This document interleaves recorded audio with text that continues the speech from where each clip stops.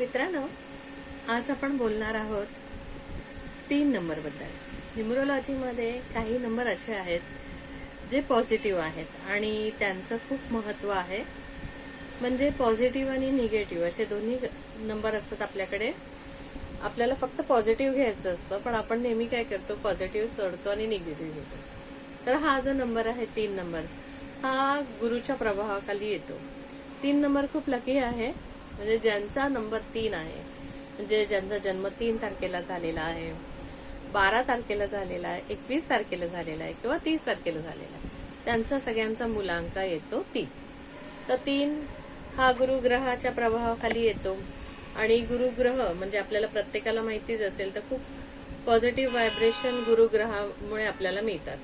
तर ज्यांचा जन्म ह्या तारखेला होतो ते मूलतःच त्यांच्यामध्ये टीचरशिप आलेली असते.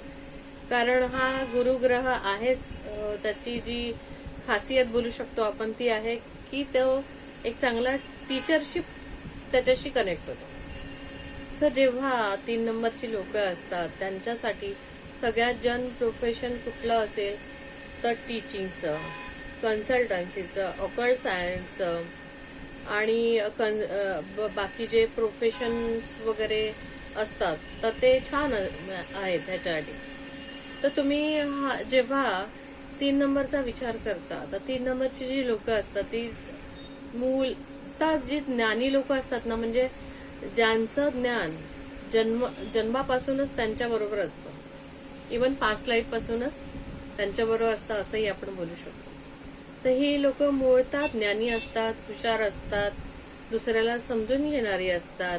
त्याच्यानंतर खूपदा ती लोक शांत सुद्धा असतात आणि त्यांची वैचारिक पातळी म्हणाल तर खूप हायर लेवलची असते.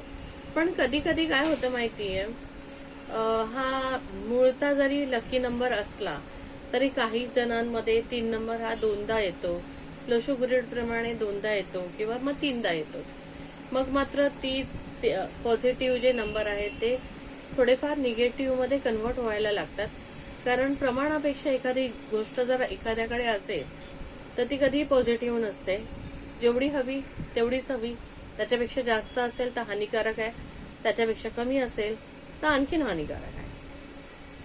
तर जेव्हा हाच नंबर जेव्हा निगेटिव्हिटीकडे झुकतो तेव्हा अशी व्यक्ती अहंकारी होऊ शकते. त्याला त्याच्या ज्ञानाचा खूप सारा गर्व होऊ शकतो. तो अहंकारात इतका उद्धट वागू शकतो किंवा अहंकारात तो दुसऱ्यांना हॅश होईल असं बोलू शकतो. मी फक्त ह्याच गोष्टीवरती तो कॉन्सन्ट्रेट करू शकतो. त्याला स्वतः पुढे बाकीच्या माणसांची किंमत कळत नाही किंवा तो बाकीच्यांची किंमत करत नाही. त्याला जे ज्ञान असतं त्या ज्ञानामुळे तो खूपदा चांगल्या पोझिशनवरती असतो, पण त्याचा अहंकार इतका जास्त वाढतो की मग मात्र त्याची ही जी पॉझिटिव्हिटी आहे ती निगेटिव्हिटीकडे झुकत जाते आणि मग त्याचा हळूहळू ऱ्हास व्हायला लागतो. मग ह्याच्यासाठी एकदम छोटी रेमेडी ही आहे की पहिली गोष्ट म्हणजे आपले जे गुरुजन आहेत त्यांचा कधीही अपमान करू नका. आई वडिलांचाही अपमान कधी करू नका.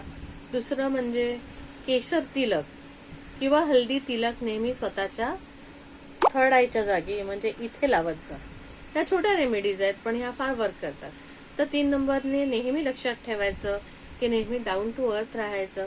कधीही अहंकार आपल्यावरती, आपल्या ज्ञानावरती करू नये, कारण त्याने तुमची ऱ्हास ही अटळ आहे. त्यामुळे अहंकार स्वतःपासून लांब ठेवा, इगो स्वतःपासून लांब ठेवा आणि खूप चांगलं बोलतात ना की सगळ्यात चांगलं लाईफ 3 नंबरवाले जगू शकतात. तसं सुंदर आणि छान आयुष्य तुम्ही जगा.